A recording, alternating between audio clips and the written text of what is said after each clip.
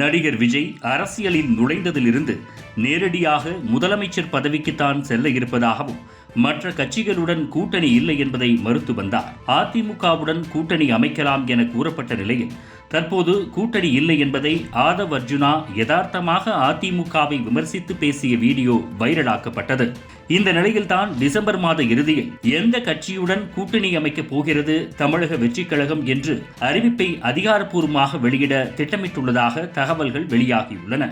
இந்த தகவல் ஆளும் தரப்புக்கு ஷாக்காக இருக்கலாம் என கூறப்படுகிறது. விஜய் ஜனநாயகன் படத்தின் ஷூட்டிங்கை முடித்த நிலையில் தமிழகம் முழுவதும் சுற்றுப்பயணம் மேற்கொள்ள திட்டமிட்டுள்ளார். இதற்காக சமீபத்தில் விஜய் ஜோதிடர் ஒருவரை சந்தித்ததாகவும் அவர் முக்கியமான 2 விஷயங்களை கூறியுள்ளாராம். முதலாவதாக கூட்டணியில் இணைந்து ஆட்சி அமையுங்கள் என்றும் டிசம்பர் வரை யாருடன் கூட்டணி அமைக்கப் போகிறீர்கள் என்பது குறித்த அறிவிப்பை வெளியிடாமல் இருக்க வேண்டும் என்றும் அறிவுரை வழங்கியுள்ளாராம். இரண்டாவதாக திமுக எதிர்ப்பிலிருந்து பின்வாங்க வேண்டாம் என கூறியுள்ளாராம். இதனையடுத்து தமிழக அரசியல் களத்தில் திமுகவை தவிர எந்த கட்சியினரையும் எந்த கட்சி தலைவர்களையும் எதிர்க்கும் விதமாக கருத்துக்களை பேச வேண்டாம், சமூக வலைதளங்களில் பதிவு செய்ய வேண்டாம், பேட்டிகளில் விமர்சிக்க வேண்டாம் என்று வாய்மொழி உத்தரவாக கட்சி நிர்வாகிகளுக்கு அறிவுரை வழங்கப்பட்டுள்ளதாக கட்சிக்கு நெருங்கிய வட்டாரங்கள் தெரிவிக்கின்றன.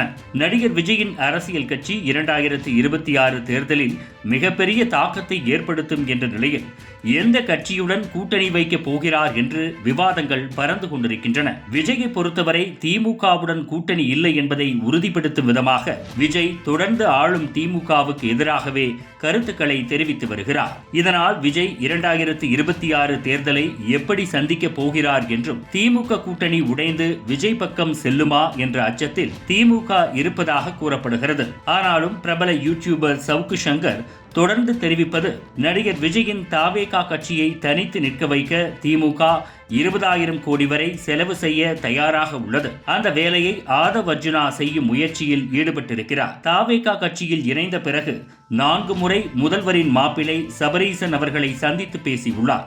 இதையெல்லாம் ஒப்பிட்டு பார்க்கும்போது ஆதவ் அர்ஜுனா தாவேகாவை தனித்து போட்டியிட வைக்க அனைத்து முயற்சிகளையும் செய்வார்.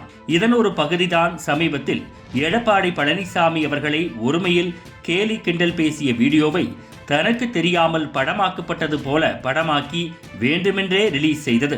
இந்த வீடியோ மூலம் அதிமுக தாவேகா இடையே பிரச்சனை ஏற்படும் என்பதால் இந்த வேலையை செய்துள்ளார் என தெரிவித்தார்.